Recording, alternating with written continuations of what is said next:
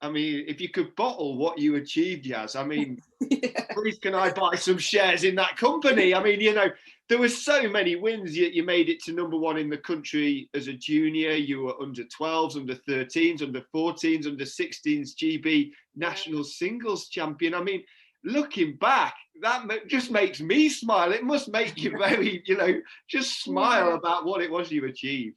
Yeah, I think it was, for me, I was quite dominant as a junior. But then it had its ups and downs, because I remember in GB I went a couple of years at least sort of without losing. But that's great on some level. But then actually, as you develop and as you get older, sometimes those losses come in, and actually it's really hard to deal with them when you've not been used to it.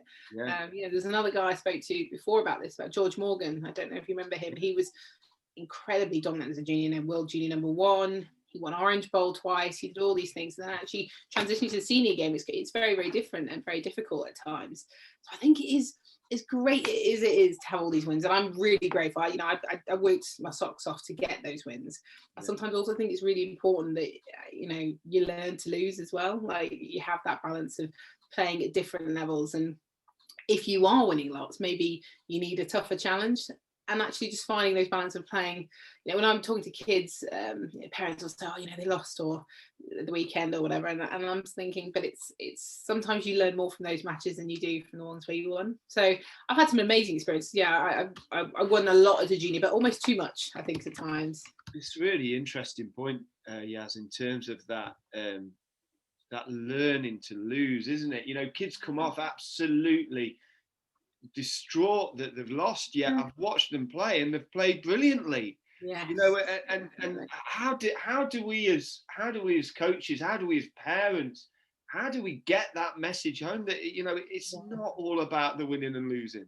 No, definitely. I think it's one of the things that we probably got right with Jay. I mean, with me, I suppose I was the first one out. It sounds awful, but you kind of learn, and then you change it for the next one down.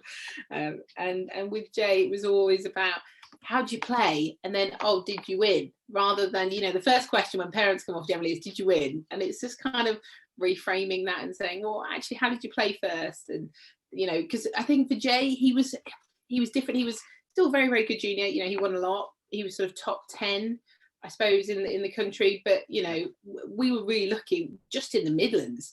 There was Sam, who was a brilliant player, and there was Marcus Walters, and they were all kind of higher than Jay at that point.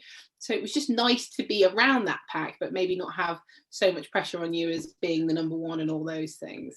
It's important, I think, and I think it's more of an education for parents than it is for players at times,